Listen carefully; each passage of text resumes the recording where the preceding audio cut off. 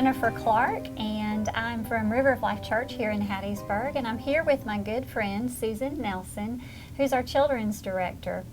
I asked her to join me because Susan and I are such good friends. She has walked with me through what we're calling a journey of health and healing, and so I thought we would start this group of messages off just by telling a little bit about the journey. And Susan actually did. I started going to church here, I think, before you did. When did you come? You did. We came in 2000.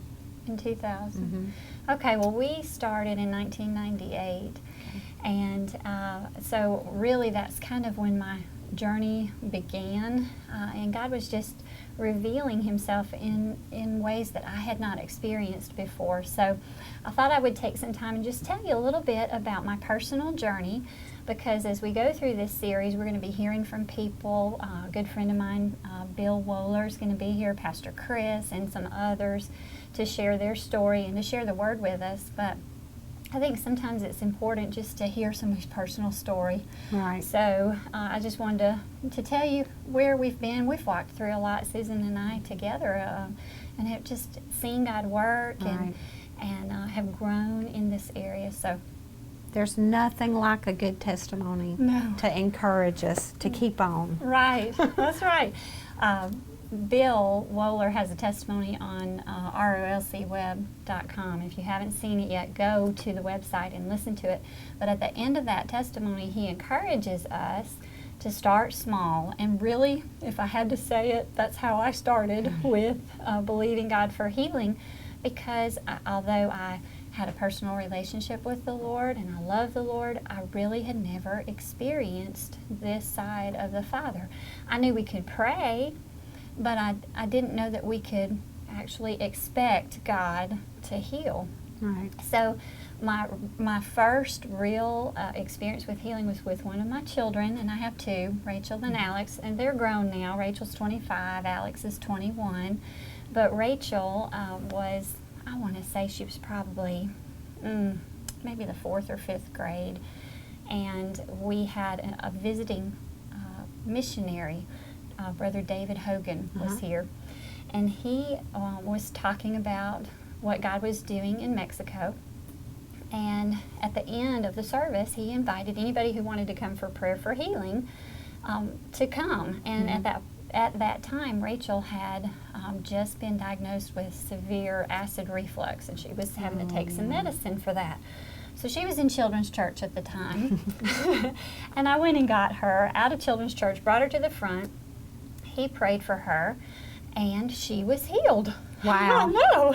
And that was my first real experience with healing, and I thought, God just healed her. And it was just, I guess it sounds crazy to be a Christian and be surprised that God healed like that, but I really was, because I'd never experienced that instantaneous type of healing. Right. And Rachel didn't have to take that medicine anymore. Right. So it wasn't long after that that I taught school at Summerall, and I'd been there several years, and at that point I was teaching computers. So if you know anything about working on the computer a long time, you know that people can get, their wrists will get sore, and so I was experiencing that carpal tunnel, and just having a lot of pain. Now, I'm not old, Right. and at that time I was even younger, Uh-huh. so for me to have this kind of pain, and I really felt like, okay, well, I'm just going to have to go to the doctor for this. But in the back of my mind, I was remembering, that God had healed Rachel. Right. So that Sunday at church, I remember thinking, well, if he healed her, maybe he'd heal me. So Pastor Mike invited us, if we wanted prayer for anything, to come to the front. And there was a couple, sweet, sweet, sweet couple, Tim and Judy Sowers. Do you remember them? I do remember them. Anyway, they were prayer ministers that day, and they were just the sweetest people. They are just the sweetest people. But when I went for prayer, I told them I was having problems in my wrists. And Tim just prayed for me. And he prayed a very simple prayer. And it was just as simple as, Lord, Jennifer's experiencing this pain in her wrist. Would you heal her in Jesus' name? Amen. Wow. It was just that simple. And full disclosure, I thought as I was walking back to my seat, is that it? Is that all I'm getting? I walked all the way down here. I know, I was expecting more. And I guess I don't really know what I was expecting, but I at that point, I just thought, okay, well, I'm still having some pain, and I guess I just didn't get healed. 3 days later, I woke up totally pain-free. And Did you recognize, immediately God healed you? I did. I thought, I'm not hurting. And I thought, I think I got healed. So I was excited. But even at that, I was excited at what God had done, but I didn't really know a lot about how to apply faith to a situation that I was in and really believe God, because it was just all new to me. Mm-hmm. So really the next experience I had with healing was with my son. And I want to say Alex was, he was a little bit older. He had been in children's church for a while. And, in children's church, we teach our kids to believe God for healing. Right. So Alex had gotten the flu. And I remember just at that point being more exposed to the truth of the word, that by his stripes we are healed, and that we really can expect to walk in healing. So, because Alex had the flu, of course, the first thing we did was pray. We took him to the doctor, got the medicines, and I remember thinking, Lord, I'm praying and we're believing you for healing, but nothing's changing. And I remember just really seeking the Lord. And Susan, you know how it is. You're a mom too. We hate to see our children in pain. You don't want them to be sick. No, we don't. So your mother's heart's breaking. You're doing everything you can to, comfort them in the natural. And in the meantime, I'm praying and have a little more experience at that time praying for healing or believing God for healing. And I remember just being real quiet before the Lord and saying, God, I don't understand. I'm praying everything I know to pray. I believe that you're the God who heals. Right. Why isn't anything happening? And so he said to me, and I didn't hear it with these ears. I heard it with my spirit ears. Alex is old enough to believe for healing too. He needs to exercise his faith. And so that was just a new concept to me as well. I thought, now we teach our children to believe for healing, but at that point, I wasn't, I guess, thinking about a child believing for healing. I guess I thought, well, maybe they just don't understand enough, or, I don't know why. That thought never crossed my mind. So I went in and I told Alex, I said, son, I've been praying and this is what the Lord's told me. So, what are you thinking? And I said, we've been studying this. And so he said, yeah. And he started applying his faith. And it just started turning around. Now, he didn't get instantaneous healing right then, but the process was, I guess what I would say is that we saw a turnaround at that point, where before he just, he was just sick little boy. Some improvements. Yes, absolutely. So anyway, I think, even as parents, we need to recognize that our children can believe God for healing too. And we need to teach them that. As soon as they're old enough to understand and pray, we should not just be modeling it, but expecting that when they pray for healing, that God's hearing them too, and He's answering. So anyway, fast forward a little bit. Alex is in about the 10th or 11th grade, and he ends up getting strep throat. So Susan, you may not know, is actually a nurse. She's been in the nursing field for years and years. So A long time. yes, and so she can probably tell us a little bit more about this, but isn't it when you get strep throat, it takes about, if somebody's exposed to strep throat, it's about 14 days later. Usually, well, maybe a week. A week? Not quite that long, but. Okay, well, in my mind, I thought it was about 14 days. So I remember taking Alex to the doctor, and he definitely was confirmed with strep throat. We got the medicine, and we prayed for him as well. But I just had that voice that you hear sometimes in your head that says, you're going to get it too. Oh. That's So, how you the know, devil likes to do things. Let's put that little seed of doubt in there. And it's not that I, just really responded, I guess, to it, but I had that thought. And of course, where did that thought come from? It certainly wasn't from God. Right. It was the enemy just speaking. And so I just went about my business of taking care of Alex. 2 weeks later, I woke up with a very sore throat. Mhm. And the first thing I heard was, See, I told you. yeah, you've got strep throat. Yeah. And at that point, I was really learning how what we're experiencing in our body is not necessarily the truth. That we may be having facts that our body, the fact is, my throat's hurting. But the truth is, God said, by His stripes I'm healed. Right. So I remember thinking, okay, well, yeah, I know my throat's hurting. I know the voice I'm hearing, which is, you've got strep throat. But I'm just believing what God says, that by His stripes I am healed. So what do well people do? If you're sick, you go to the doctor. If you're well, you go to work. Mm-hmm. So I was a teacher at that point, and I went to work. By lunchtime that day, my throat was not hurting at all.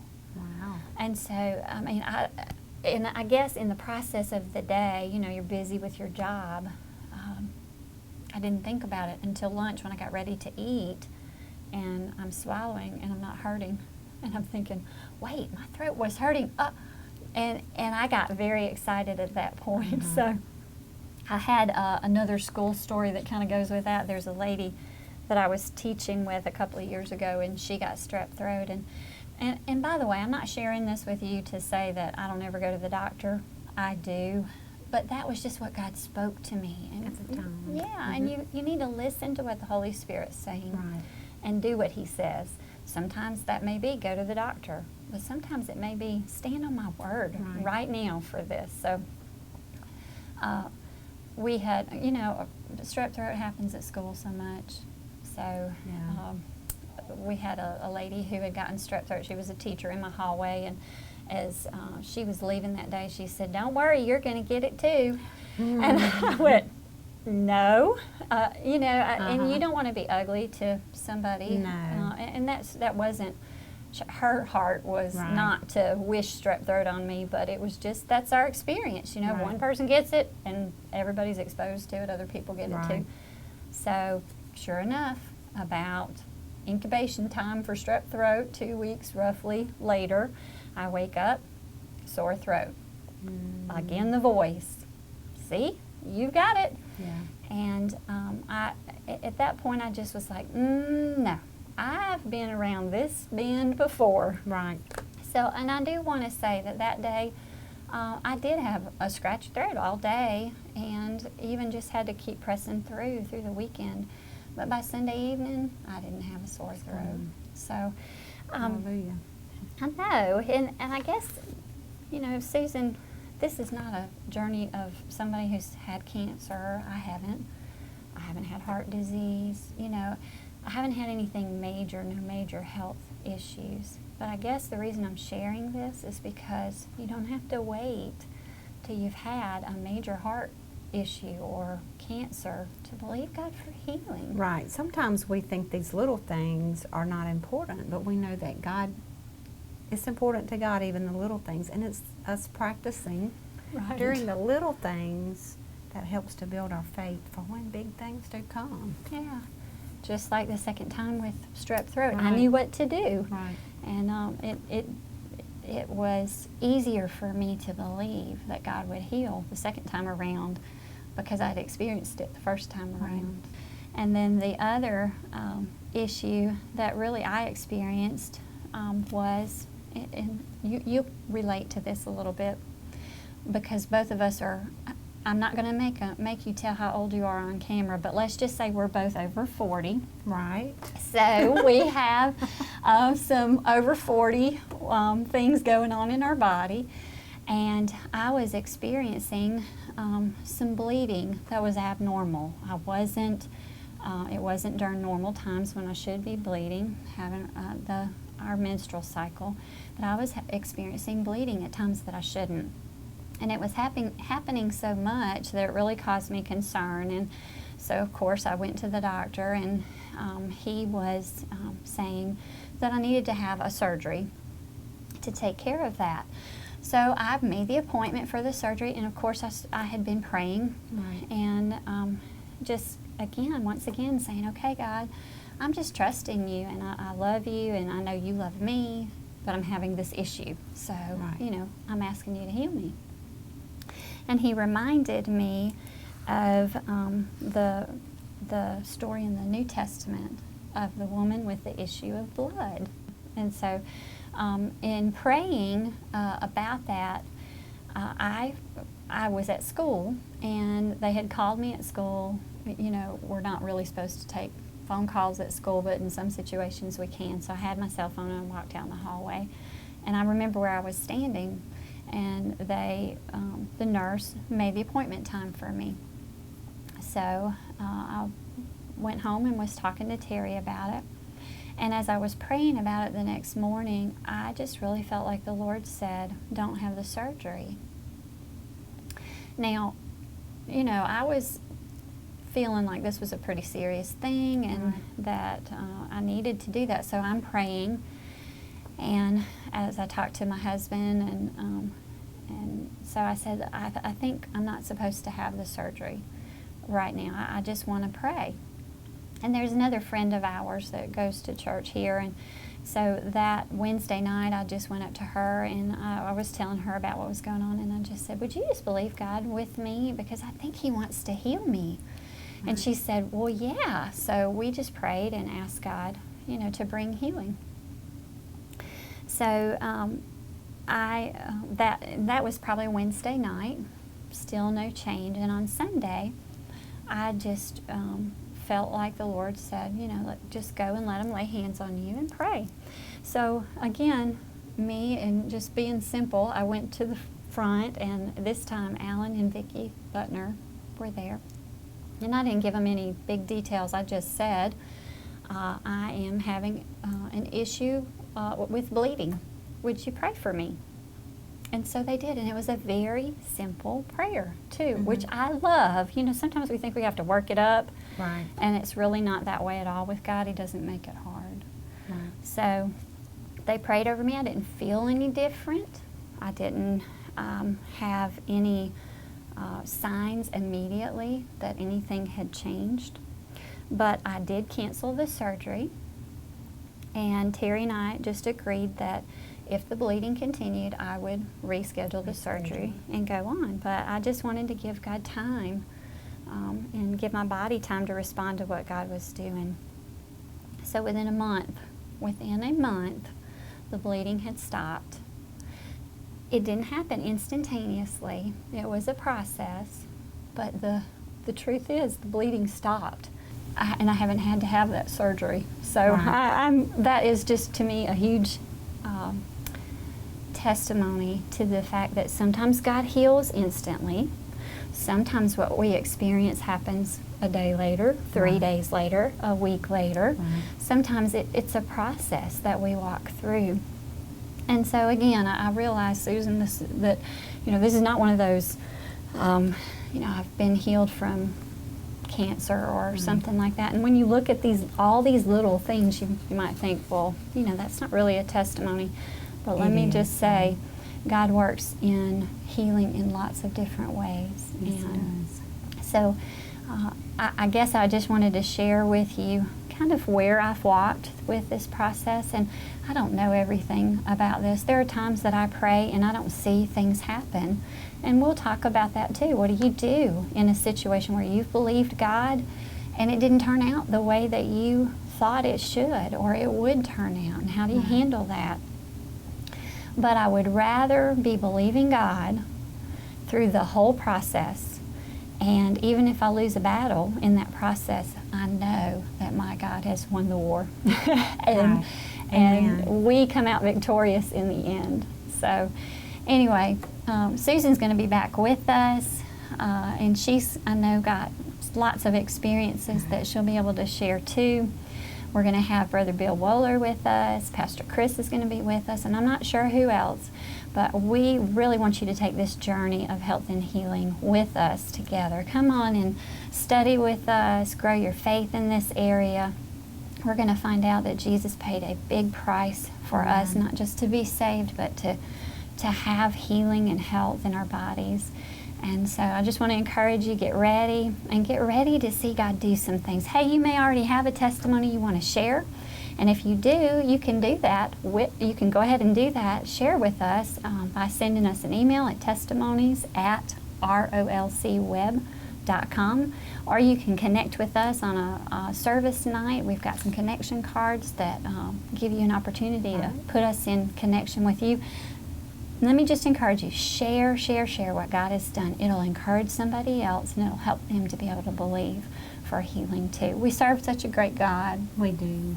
And I thank you so much, my dear friend, for being part of this. And we love you. And until we see you on our next session, be blessed.